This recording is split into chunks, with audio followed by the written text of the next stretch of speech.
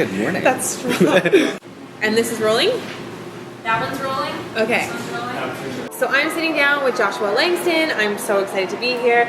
Actually, I'm a little bit intimidated because you are normally the one that's doing an interview. I know, it's kind of weird to be on the other side of it. So I love it. I love that you're on the other side. I love to flip it up though. It's great. It's so awesome. this will be really fun. So I'm excited to talk to you and get to know you a little bit better, like I had said earlier. And I love that you are like a Vancouver fashionista and you've been pushing your own personal brand, which has been, well, I think obvious, and you've been doing a great job at it. Thank you. So I've got a list of questions that I want to ask you, but before we get into that, when you think about a personal brand and what that means to you, or people that are doing, like building a personal brand really well, can you just talk about that a little bit? Yeah, so I think when it comes to personal branding, a big thing is authenticity, and I think that's something a lot of people lose when they're being inspired, and they find that when they're inspired by too many things, that they kind of lose sense of who they are. So for me, I think one of the biggest, well, I think for me, like, yeah, so I think like authenticity is the biggest part of it. I think people can really see through it, and I think, you know, with my viewers and my audience, one of the things they like is that I have a very candid approach to how I see things. And, you know, I have fun with it and don't take anything too seriously as well. But definitely just be authentic, be true to who you are, and don't compare yourself to anybody else. Totally. And you know what? I love that advice because even as I've been growing my YouTube channel, you get caught when you watch too many other YouTubers and what they're doing, and you feel like that's the type of content that you have to create in order to succeed. But I feel like that's almost the wrong thing you can do. Like, it's okay to be inspired by other people, but as soon as you start like copying too much, it's like you just lose your own identity. So what do you attribute your success to? When it comes to my personal success, you know, it sounds cheesy, but I mean, my mom was a really big part of it. She saw me through a lot and just always kind of believed in me. I love that. And he's a mama's boy. He told me that I'm totally a mama's boy. I admit it. But I think for me also, it's just, it's my friends, I think, and I contribute a lot to them because when I am so inspired by the successes that they are able to do, and then they're also pushing me to be successful, I mean, it's an incredible feeling to have that kind of force behind you. It kind of makes you want to get up every morning, you know, and just look yourself dead in the mirror and say, hey, you know what, I got this, I'm gonna do it, let's go. I love you know, so for me, I think that's a big part of it. I think also the fact that I'm not willing to go against what I believe in. So then let's talk about men's style, because I feel like the reason why I wanted to do this with you so much is because you do have your own style. I feel like you've got your own thing going on, which I really, really love.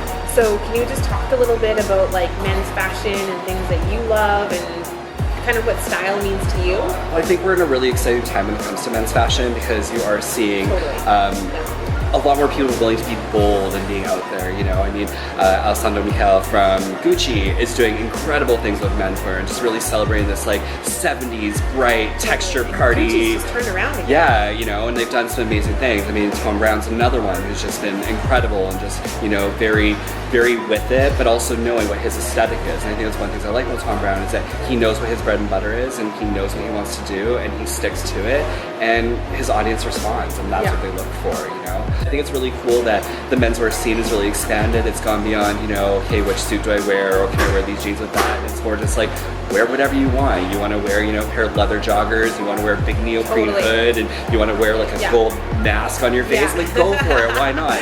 Do what makes you happy. So how would you describe your style? Have you been asked that question before? I mean, it's that question that you kind of get asked all the time, and I always kind of say the same thing. It's eclectic. Okay, that's good. You're consistent then. Yeah. I mean, day to day for me, when it comes to getting ready in the morning, it's how do I feel, where am I going, and what do I want the world to see today? Totally. So what's next for you? How are you going to push yourself in 2017?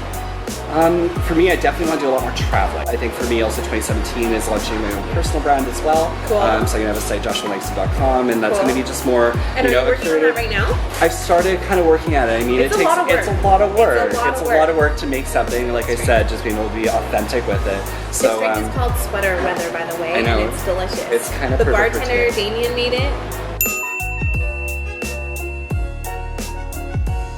Do you feel like with the blogger community growing and on the rise, do you feel like there's a lot of regurgitation of the same thing?